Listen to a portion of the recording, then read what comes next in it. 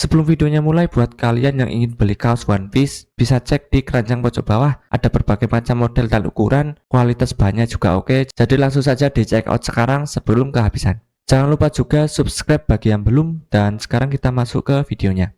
Beralih ke kelompok dari Nami. Kita melihat di sana mereka berbicara soal tujuan mereka, yakni menggunakan Thousand Sunny yang akan menuju ke kapal dari para raksasa. Perbincangan dimulai dari Addison. Dia berkata bahwa permintaan untuk menurunkan kubah perbatasan hanya dapat dilakukan dari ruang komando. Kabur yang aman adalah cara yang tepat untuk membalas budi kalian. Nami kemudian menjawabnya.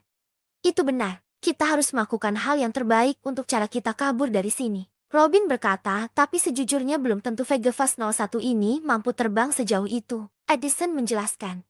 Aku sudah melakukan beberapa perhitungan dan menurut mekanik klasik, sebuah kapal akan 100% jatuh ke tanah. Usopp mengatakan bahwa persiapan untuk melakukan itu sudah selesai. Zoro dan juga yang lainnya ada di sana.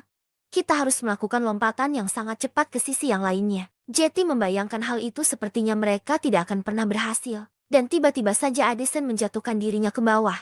Dia bilang, pastikan kapalmu menyentuh air tanpa gagal. External damage simulation 78%. Percayalah padaku. Kita tidak akan mati. Ayo pergi sekarang. Sementara pertarungan masih berlanjut antara Luffy yang berhadapan dengan Gorosei Jupiter. Terdapat gumpalan angin yang seperti masuk ke dalam satu titik menuju ke tengah-tengah dari pulau. Ternyata itu adalah ulah dari Gorosei Jupiter yang menggunakan mulutnya untuk menghisap angin yang berada di sekitarnya. Seluruh pepohonan dan bahkan beberapa pasukan marinir pun ikut terhisap ke dalam mulutnya. Sementara itu, Luffy, Dory, dan juga Brogy mencoba untuk menjauhi area mereka berada saat ini dan berlari dengan sangat susah bergerak karena kemampuan dari Jupiter ini. Luffy berkata, sialan kau jika kau sangat lapar. Bagaimana kalau kau makan gedung ini? Luffy kemudian menendang seluruh bangunan untuk memisahkannya dari tanah, lalu melemparkannya ke mulut dari Jupiter. Para raksasa jelas tampak terkesima melihat kemampuan dari Luffy yang menghentikan Jupiter. Namun sayangnya setelah itu, Luffy kehabisan tenaga dan berubah menjadi Luffy tua. Para raksasa kaget dan bertanya kepada Luffy. Apa yang terjadi denganmu, Mugiwara? Kau terlihat seperti seorang kakek yang sangat tua. Luffy menjawabnya.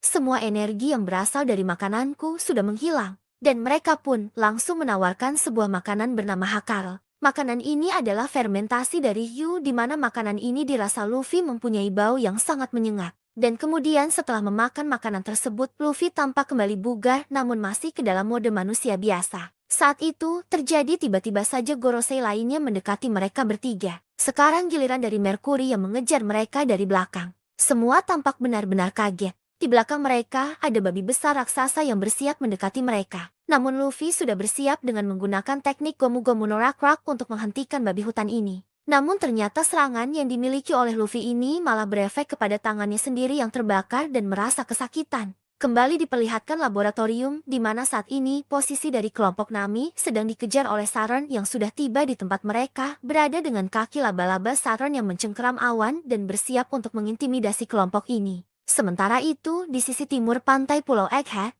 hal yang sama juga terjadi. Di mana kelompok dari Bonnie sudah tiba di kapal bajak laut raksasa. Dihadang oleh Nusjuro yang sekarang tepat berada di depan mereka dengan siluet yang benar-benar mengerikan. Lalu memperlihatkan laboratorium Pangrekord. Mars akhirnya tiba di tempat teratas Pangrekord. Di mana itu adalah tempat persembunyian dari dan musisi siaran sinyal dari Vegapunk. Layar monitor di sana berkata bahwa waktu yang tersisa hanya 1 menit lagi untuk menyiarkan pesan dari Vegapunk. Namun benar-benar sangat disayangkan.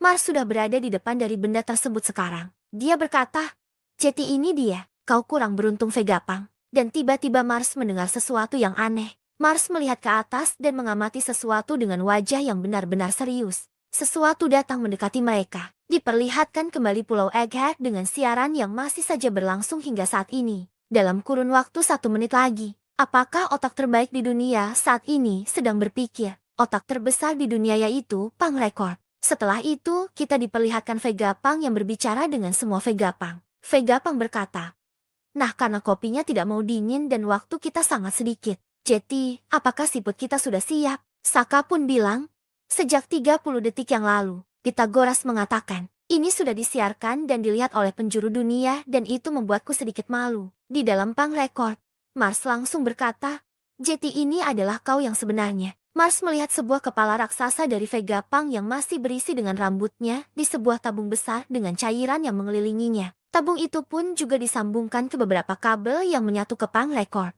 Mars berkata, "Jetty, benda ini masih hidup bahkan setelah kau mati. Apa sebenarnya kematian itu? Di mana kesadaran itu berada? Apakah ini kau, Vegapunk?" Siaran terus saja berlanjut.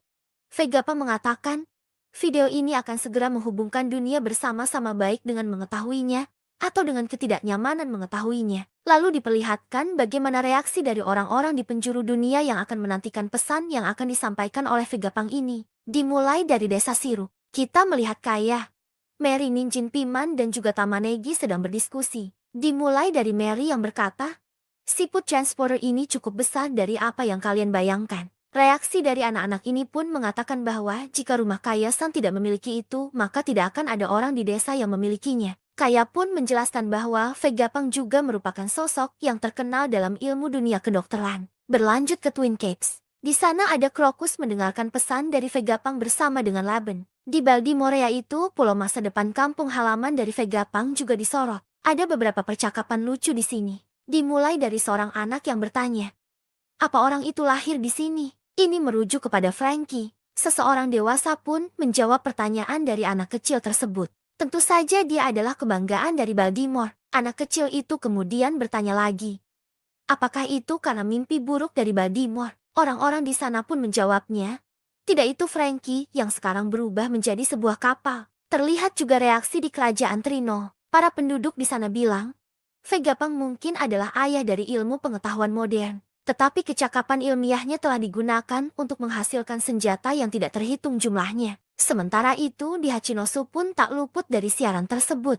Para penjahat di sana semari mereka berpesta. Mereka pun mendengarkan siaran tersebut dan berkata, pria itu sedang membicarakan sesuatu di monitor. Dan ada juga beberapa pulau di antaranya, juga ada Pulau Dressrosa yang dimana orang-orang sudah bersiap untuk mendengarkan siaran tersebut. Dan saat kita melihat reaksi dari orang-orang ini, siaran masih saja terus berlanjut. Vegapunk bilang ke dunia, "Apakah kalian bisa dengar suaraku? Ini Vegapunk. Masuklah dunia, kita kembali ke Mars lagi yang masih berada di Pangreor." Dia kemudian menginjak-injak Dandan Musi dengan tatapan yang sangat marah. Namun ternyata itu merupakan Dandan Musi palsu yang memang diciptakan untuk kamuflase. Mars di sana berkata, "Ini hanya Dandan Musi transporter biasa." Mars pun mulai panik karena dia tidak tahu di mana Vegapunk menyembunyikan yang asli. Dia kemudian merubah dirinya menjadi bentuk yokai monster burung kembali dan mengamuk turun ke bawah. Dia berteriak menyembunyikannya saja tidak cukup. "Kau bahkan membodohi kami. Beraninya kau, Vegapunk." Akhirnya waktu pun tiba. Persiapan sudah secara matang selesai dalam kurun waktu 10 menit. Dan inilah saatnya Vegapunk akan mulai berbicara. Sementara itu, di sisi yang lainnya, para Gorosei yang lainnya sudah tampak panik. Mereka bilang ke Mars, "Siarannya tidak berhenti, Mars." Mars pun mengatakan, "Ini salahku." Dia sepertinya sudah mengambil tindakan pencegahan yang kita bayangkan sebelumnya, untuk memastikan bahwa siaran ini tidak dapat dihentikan. Kami tidak tahu apa yang dia ketahui dan apa yang akan dia katakan pada dunia. Tetapi Yok mengatakan bahwa dia mewarisi penelitian di Ohara. Gorosei pun berkata, "Ini berarti tidak akan berhasil sama seperti dulu dengan Clover. Apakah kau berniat membalaskan dendam Ohara, Vegapunk?" Lalu diperlihatkan posisi dari Sanji yang saat ini bersama dengan Vegapunk yang berada di pundaknya sedang menuju ke arah dari kelompok Bonnie. Di sana dia berkata, "Aku bisa mendengarnya. Bonnie-chan membutuhkan bantuanku. Dan siapa itu? Aku tidak akan menyerahkannya pada Marinnya." Sanji tepat pada waktunya saat sebelum Nushjuro ingin menggunakan pedangnya dalam menyerang kelompok Bonnie yang saat itu Frankie sedang menghadangnya. Sanji berkata, "Minggir, Frankie. Orang yang akan disukai olehnya adalah aku. Jangan berharap simpati pada aku meskipun kau adalah orang tua." Beginilah cara bajak laut bertarung. Sanji berhasil menenang wajah dari Nushjuro. Wajah dari Gorosei ini mengeluarkan darah akibat serangan dari Sanji tersebut. Namun tiba-tiba Nushjuro berubah menjadi mode Bakotsu dan menggigit tubuh dari Sanji. Akibat serangan tersebut tubuh dari Vegapunk terpental dan untung saja dia diselamatkan oleh Atlas. Dalam kejadian ini, siaran masih saja berlangsung dengan Vegapunk yang mengatakan, "Aku telah melakukan 2 dosa besar. Oimu dan juga Kasi ikut ke dalam pertarungan dengan menahan Nushjuro di kedua sisi." Mereka bilang, "Ayo tahan makhluk ini." Kemudian Bonnie pun mengeluarkan teknik distorsi masa depan. Dia berubah menjadi mode raksasa dan bersiap menginjak Nushjuro. Kembali lagi ke siaran Vegapunk. Vegapunk menjelaskan bahwa video siaran ini diprogram untuk dimulai ketika aku sudah ditangkap atau saat jantungku berhenti. Kemudian panel lagi-lagi memperlihatkan reaksi dari orang-orang di seluruh dunia terhadap kematian dari Vegapunk. Di kerajaan Germa misalnya, Caesar terlihat menangis. Di Samodi sendiri, reaksi dari salah satu penonton berkata, "Jadi apakah artinya sekarang Vegapunk sudah tewas?" Duval juga menonton siaran ini di markasnya. Dia terlihat kebingungan dengan mengatakan, "Tunggu dulu, bukannya orang ini sudah menjadi tawanan dari bajak laut Pijerami saat berita di pagi hari?" Sementara itu, di kantor pusat surat kabar ekonomi dunia, kita bisa melihat Morgans yang benar-benar marah.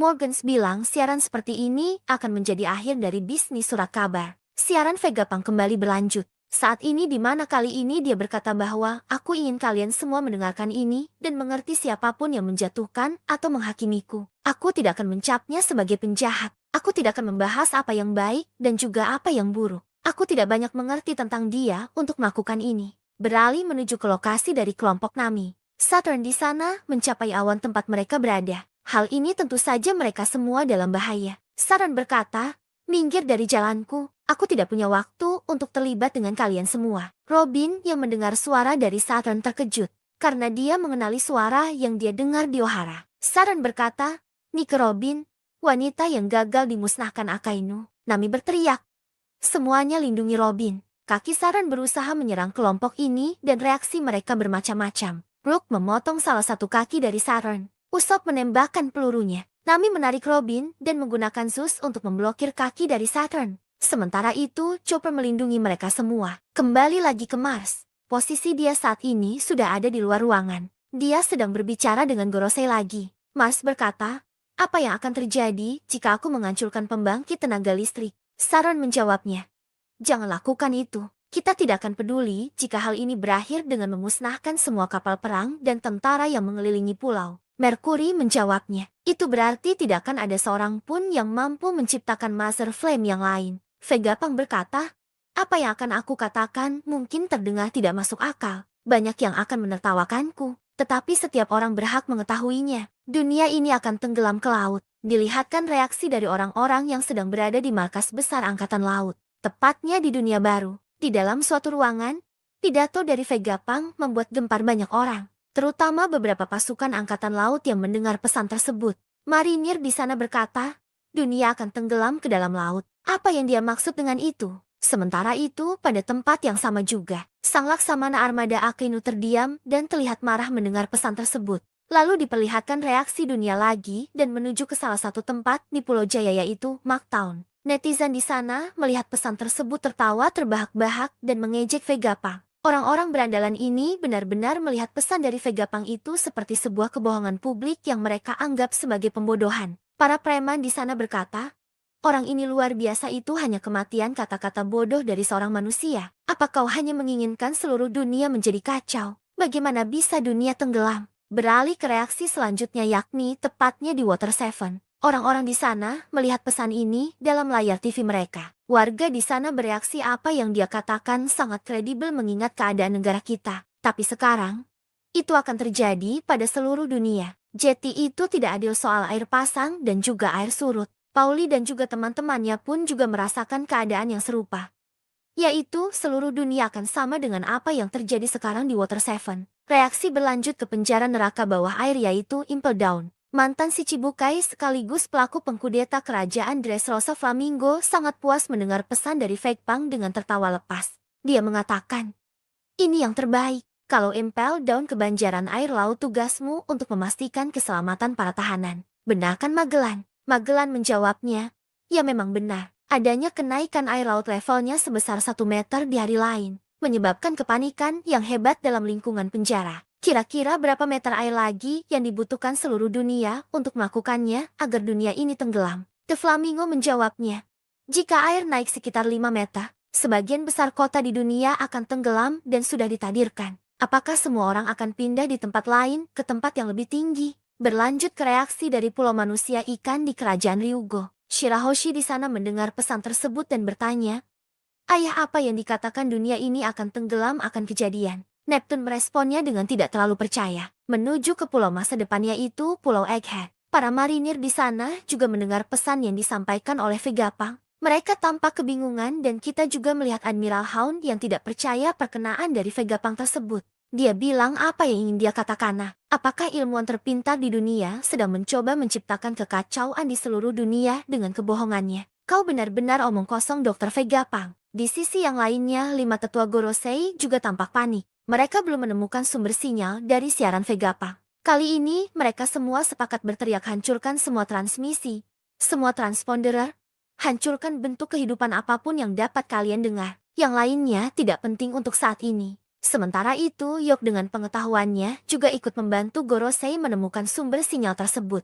Yok berkata sambil berlari, berapa banyak lagi yang akan kau katakan, Stella? Dan pada akhirnya, Vegapunk terus berbicara tanpa henti pada siaran tersebut yang diperdengarkan oleh banyak orang. Vegapunk berkata, aku akan berbicara sedikit tentang masa depan. Tapi dalam beberapa hari setelah rekaman ini, jika dalam perhitungan yang aku buat benar, gempa bumi yang luar biasa akan terjadi kepada seluruh dunia. Semua orang terkejut mendengar hal tersebut, lalu memperlihatkan anggota dari banyak laut Big Mom yaitu Ismuzi dan juga Mondeor yang keberadaan dari mereka belum diketahui. Mereka pun menyaksikan juga siaran tersebut. Sudah ada beberapa kota yang terendam oleh banjir besar ini yang disebabkan oleh gempa dan tak sedikit dari mereka yang sudah mengungsi menggunakan perahu kecil meninggalkan tempat tinggal mereka. Vegapunk melanjutkan siarannya. Selain itu, permukaan laut juga masuk ke dalam berbagai daerah yang akan naik hingga 1 meter. Di sana akan menjadi pulau-pulau yang tidak dapat dihuni lagi oleh orang. Pantai di seluruh dunia akan melakukannya. Mau tidak mau pulau itu akan lenyap. Jika prediksiku salah tentang ini, kau akan tidak perlu lagi mendengarkannya dengan apa yang kukatakan selanjutnya. Kata-kata itu pun didengar oleh Aokiji di Pulau Hachinosu. Beberapa penjahat di Pulau Bajak Laut ini meyakini bahwa dari kata-kata Vegapunk ada benarnya juga. Dan sedikit menakutkan mereka. Vegapunk terus berbicara.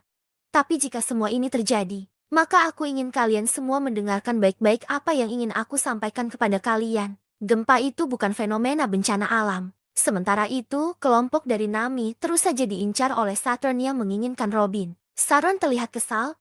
Dia berkata, Vegapunk jangan bicara hal yang macam-macam, menyingkir dari jalanku serangga. Nami menggunakan petir ke wajah dari Saturnus yang sukses untuk membuat wajah dari Gorosei ini hancur di salah satu sisinya. Mereka semua tampak dipentalkan jauh oleh Saturn, namun berhasil diselamatkan oleh Nico Robin menggunakan jaring tangannya. Setelah menjauhi kelompok Nami, Saturn bergegas ke suatu tempat. Dia pun melakukan komunikasi dengan Gorosei lainnya lewat telepati. Saturn berkata, Mars, sudahkah kau menemukan sumber pembangkit tenaganya? Mars menjawab, belum. Saturn terlihat menghancurkan segalanya demi mendapatkan transporter sinyal yang asli. Setelah itu, Vegapunk pun membeberkan satu persatu dosanya. Dosa pertamaku adalah impianku sendiri untuk mendapatkan energi abadi.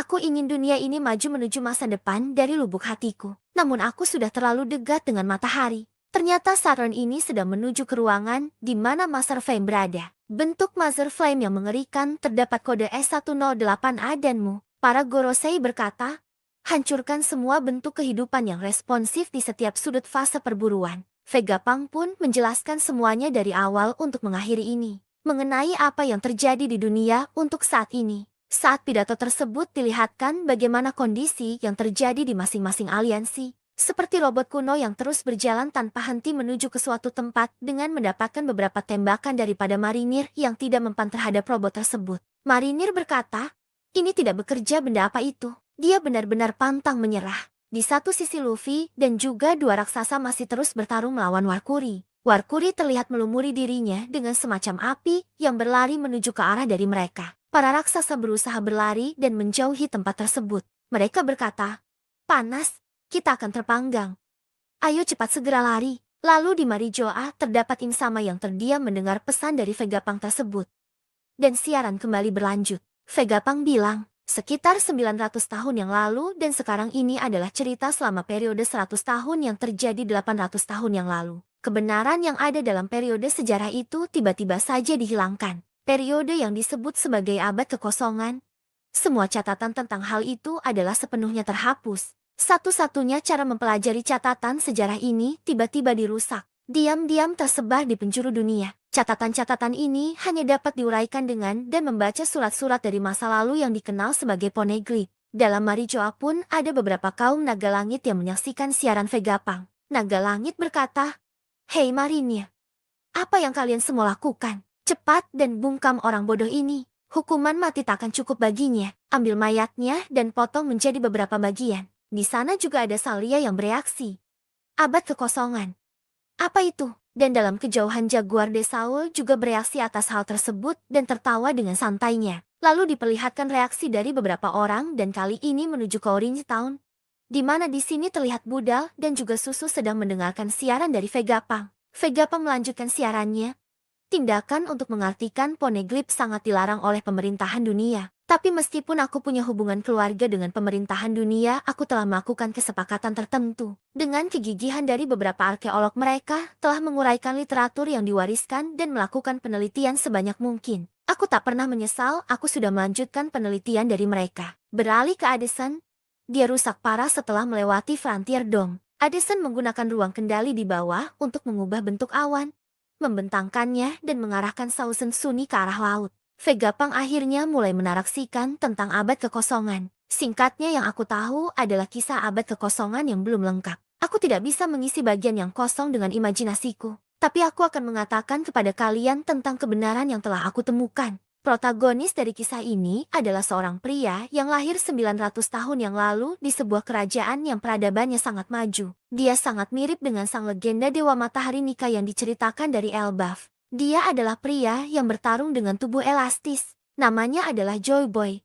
Orang yang dikenal sebagai bajak laut pertama yang berlayar di lautan bebas ini. Siaran tersebut mengirim gelombang kejut ke penjuru dunia. Bajak laut asli akhirnya mulai terungkam. Diperlihatkan reaksi dari orang-orang. Di Wano Kuni, pulau yang terasingkan alias jauh dari kata terbuka, beberapa orang di sana pun heran bahwa transmisi asing bisa-bisanya sampai ke tempat mereka dan terdengar di seluruh pulau. Wano Kuni sudah diberi bendera kru bajak laut topi jerami, yang artinya pulau ini merupakan daerah teritorial milik bajak laut tersebut. Para orang-orang di sana pun mendengar transmisi tersebut berkat mendapatkan beberapa dan musi milik Orochi. Momonosuke juga ada di sini.